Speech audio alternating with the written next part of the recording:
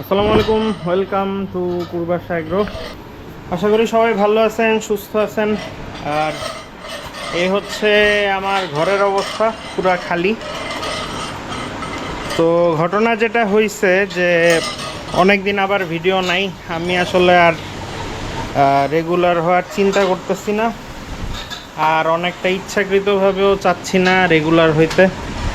সেটা হচ্ছে লাস্টে আমার একটা ভিডিও ছিল ছাগলের বাচ্চার। গাব্বারের কুচটা কিন্তু বড় হয়েছে, ছাগলের বাচ্চা। তো ওই ছাগলের বাচ্চাটা মারা গেছে। তো ওইটা মারা যাওয়ার পরে আমার একটা চিন্তা আসছে যে আমি যখনই খামারের ভালো কিছু শেয়ার করতেছি তখনই কোনো না কোনো একটা ঝামেলা লাগতেছে। এখন এটা নজর বলতে পারেন। এখানে ছাগলের বাচ্চা মারা গেল, এর আগে লুলুর বাচ্চা মারা গেছে। তারপরে আমি যখন ঈদের পরে পরে মোটামুটি এবার 25 সালের ব্যবসাটা ভালো হয়েছে, এগুলো শেয়ার করছি। তো এরপরে দেখলাম আমার 3বার অসুখ হইলো, আমি 4 মাস পিছায় গেলাম। তারপরে মহিষগুলো নিয়ে ভালো ভিডিও দিছি, মহিষটা এরকম একটা অকারেন্স হইলো।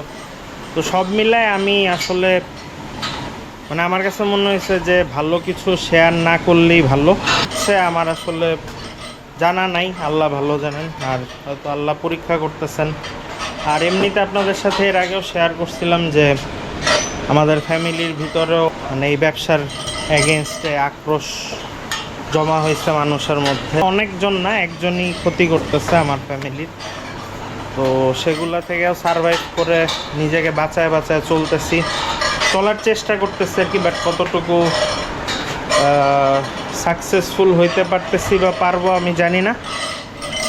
মানে সব কিছু মিলে আমার কাছে মনে হয়েছে যে একটা ভালো কিছু শেয়ার করলেই যদি ঝামেলা লাগে, আমার ক্ষতি হয়, তাইলে আর সেটা শেয়ার করে লাভ কি? এখন কে করতেছে, কারা করতেছে, কার জন্য হচ্ছে আমি জানি না, আল্লাহ ভালো জানেন। কিন্তু ক্ষতি তো আমার হচ্ছে, এইটুকু আমি জানি। তো এই হচ্ছে একটা ব্যাপার।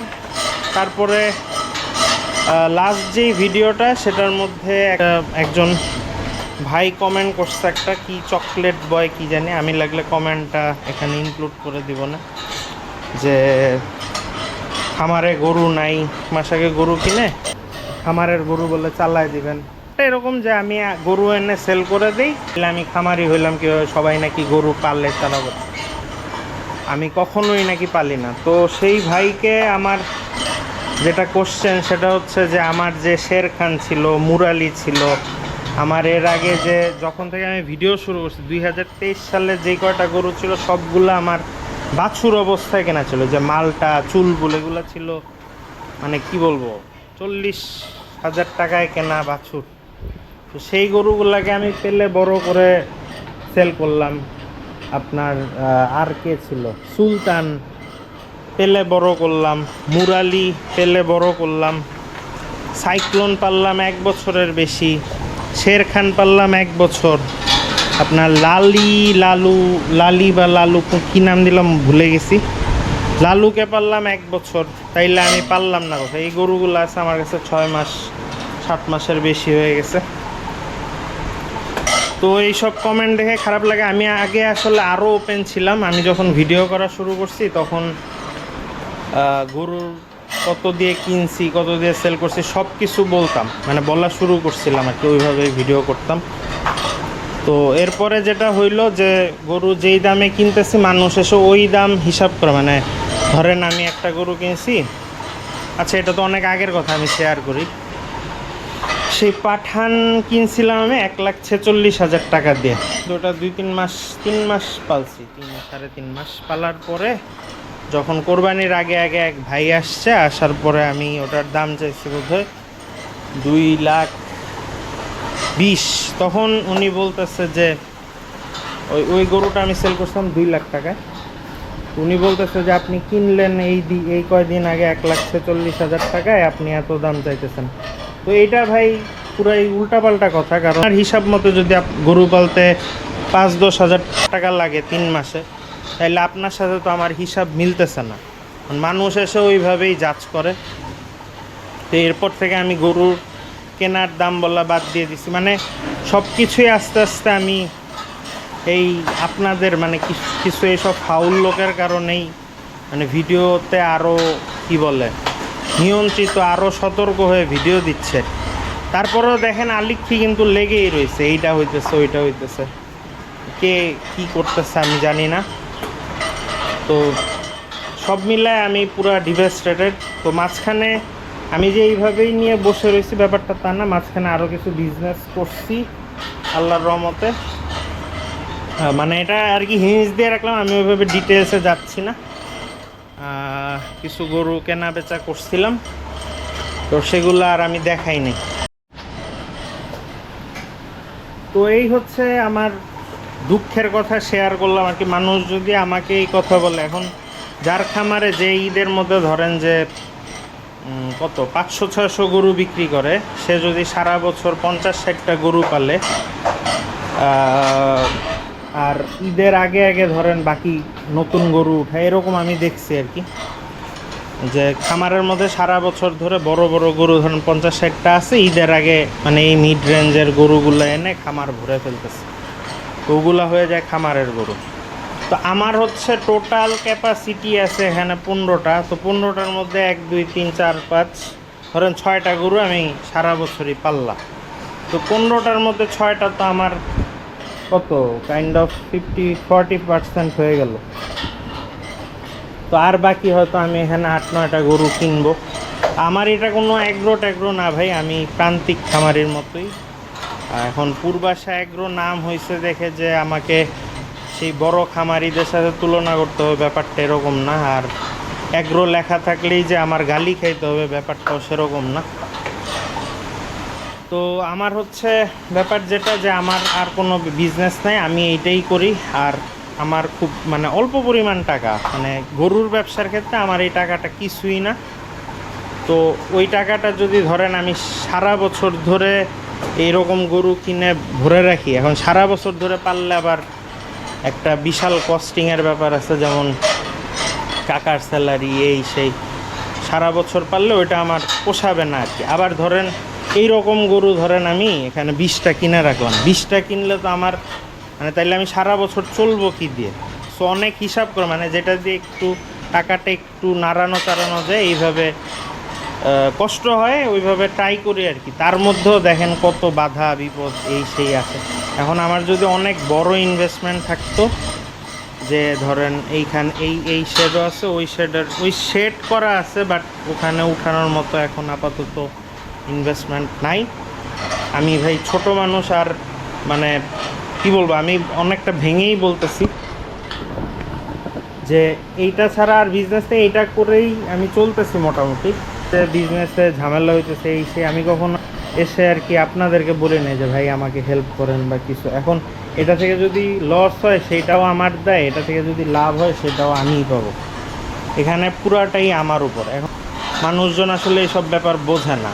আমার এখানে খামার যদি খালি থাকে, এটা লস হইলে তো এটা আমার, কিন্তু এটা নিয়ে টন করার তো কিছু নাই যে ইয়া রাখছে এমনে, এইভাবে কেমনে, এইভাবে কি খামার হয় নাকি, ওই নাকি সেই নাকি। ফার্স্ট অফ অল এবার যেটা হয়েছে যে 3 মাস পিছায় পড়ছি, আর মাঝখানে মোটামুটি মহিষ যেই অল্প কাটা মহিষ আর গরু ছিল, ওগুলো আমি যা হয়েছে ভালো হয়েছে। আবার মাঝখানে আরও 2বার আমি গরু আনছিলাম, এগুলো আমি কিছুই শেয়ার করি নাই, কারণ মাঝখানে আপনারা খেয়াল করলে দেখবেন যে গরুর তেমন কোনো ভিডিওই দেয়নি আর। তো এইটা দিয়ে যদি আমি চলতে ফিরতে পারি, বা আমার যদি ফ্যামিলির চাহিদা আমি মিটাইতে পারি, তাইলে তো ভাই আমি মনে করি যে আপনাদের সমস্যা হওয়ার কথা না। তো এটা নিয়ে এত আলোচনার কি আছে? আমার কাছে যদি মনে হয় যে গরু আমি এখন উঠাবো না, আরও কয়েকদিন পরে উঠাবো, তো এটা যদি ক্ষতি হয় সেটাও আমার, আর এটাতে যদি আমি অনেক লাভ করে ফেলি সেটাও আমার।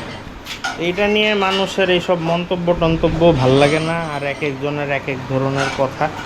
সব মিলে আমি মানে মাঝখানে আর কি কিছু শেয়ারও করি নাই, যে থাক আমি আমার মতো বিজনেস করি। কারণ কোরবানি ছাড়া বাকি বছরের বিজনেস কিন্তু ভিডিও থেকে তেমন কিছু হয় না, এগুলা আশেপাশের ব্যাপারই বলেন, বা এবার হাটে নিছিলাম, তো হাটে বলেন ওইভাবে আর কি সেল টেল করছি। তো এই গরুগুলা যেগুলা, এইগুলা আমি তো নিয়ত করছিলাম যে অল্প টাইম পেলে স্লটার করব।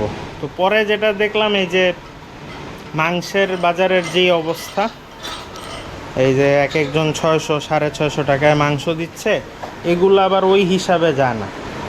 এখন 600 650 টাকায় মাংস দিচ্ছে, ওইটাও নিয়ে মানুষ বললে, এখন আমি যদি 750 টাকায় করি তাইলে হয়তো বরাবর বা অল্প কিছু প্রফিট হইতো। 750 দিয়ে দিলে আবার মানুষ বলে কি যে ওই জায়গায় তো 600 টাকায় বেচতেছে, আপনি 750 কেন। আবার সেদিন দেখলাম সেলিব্রিটি কসাইরা 850 টাকায় মাংস বিক্রি করতেছে, সেটা নিয়ে মানে তাদের মানে কারোই কোনো সমস্যা নেই। তারা যখন চাবে 600 টাকায় দিয়ে 6 লাভ বানায় ফেলবে, যখন চাবে 850 বানাবে, ওইটাও মানুষ লাইন ধরে কিনবে। গরুর মাংসটা তো অ্যাভেলেবল, মানে মনে করে যে ওই 600 টাকারটাই বেস্ট, কিন্তু 600 টাকাটা আসলে কিভাবে দিচ্ছে এটা কেউ দেখে না। তো পরে এগুলো হলাম, আর এইটারে তো আমি ঈদ পর্যন্ত পালবো আগেই ঠিক করা ছিল। ভাবছিলাম যে এইটা আর এটার কিছু একটা পাবো, কিন্তু এটা দেখেন এটা মোটামুটি সুন্দর হয়ে গেছে। তো এই সাইজের গরুগুলোর কিন্তু আপনার ঈদে ভালোই থাকে, চাহিদা থাকে। পরে ভাবলাম যে থাকে এগুলো রেখে দিই, ঝামেলা করে লাভ নেই। আর এইটা যেটা, এটাও সেল হয়ে গেছে 2026 সালের জন্য, মানে এইটা বুকড হয়েছে। পরে আমি মানে ভাবছি যে আচ্ছা থাকে, এটা যেহেতু বুকড হয়েছে তাইলে এগুলো আর একটা দুইটাই তিনটা নিয়ে আর মানে ঘেতাঘেতি করবো না, এগুলো থাকুক। তো এই হচ্ছে অবস্থা। মেইন যেটা সারসংক্ষেপ, আমারে ওই ভালো কিছু শেয়ার করলেই ঝামেলা হচ্ছে দেখে আমি ভালো কিছু আপনাদের সাথে শেয়ার করলাম না আপাতত, খারাপগুলাই বলে গেলাম। আপাতত যেটা হয়েছে যে কোরবানির জন্য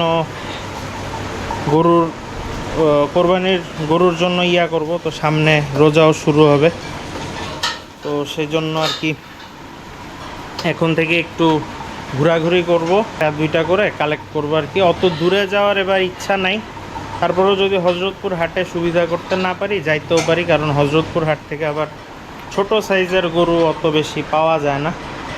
তো এই হচ্ছে হিসাব, আপনাদের সাথে সব কিছু বললাম। আর মানে মেইন যেটা যে অত ভালো কিছু অত খুশি হয়ে বলতে যাব না। দেখেন এই যে টুলুর যে বাচ্চাটা, এই বাচ্চাটা অযথা মারা গেছে। অযথা বলতে ওই আমার আসলে বাচ্চাটা হওয়ার পরে সাথে সাথে যে ভিডিও দিছি, আমার এটাতে একদম আমি কাইন্ড অফ শিওর যে চোখ লাগছে।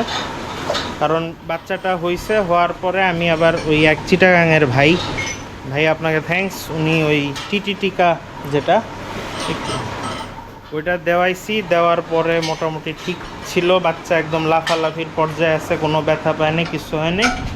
কাকা একদিন পরে দেখে যে বাচ্চাটার আবার এদিকে রাখছিলাম আলাদা করে, ছাগলের ঘরে রাখি নাই, মানে মা আর ওই বাচ্চাটাকে আর কি এই সাইডে রাখছিলাম। সকালে উঠে দেখে যে বাচ্চা মরে পড়ে রয়েছে, মানে অযথা, এটার কোনো রিজন নাই, কিছুই নেই। এইভাবে আমার হুট করে বাচ্চাও আগে কখনো মরে নেই। তো এই সব মিলেই আর কি। তো থাক, অত ফলো করে নিজের সুখবর দিতে যাব না, যেইভাবে আছে থাকুক। মোটামুটি চ্যানেলের থ্রুতে অনেক মানুষ চেনে, সবাই চায় ভিডিও, আবার প্রায় 87 হাজার বোধহয় সাবস্ক্রাইবার। আপনাদের দোয়াতে আমরা একটা বড় ফ্যামিলি আমার মতে, আমার হিসাবে। তো এটা আবার একদম এই অবস্থায় ছেড়েও দিতে মন চায় না, নাইলে আমার যেই পরিমাণ ক্ষয়ক্ষতি হয়েছে, নাইলে আমি টোটালি বাদ দিয়ে দিতাম। এই হচ্ছে ব্যাপার। আর এই হচ্ছে কাকা, আমাদের কাকি একটু অসুস্থ, এই ঈদের পর থেকে এই কাকি অসুস্থই। আর তো সবাই কাকির জন্য দোয়া করেন, সবাই ভালো থাকবেন, সুস্থ থাকবেন। ইনশাল্লাহ এরপরে গরু কালেকশনের জন্য বেরোবো। তো সেই পর্যন্ত খোদা হাফেজ।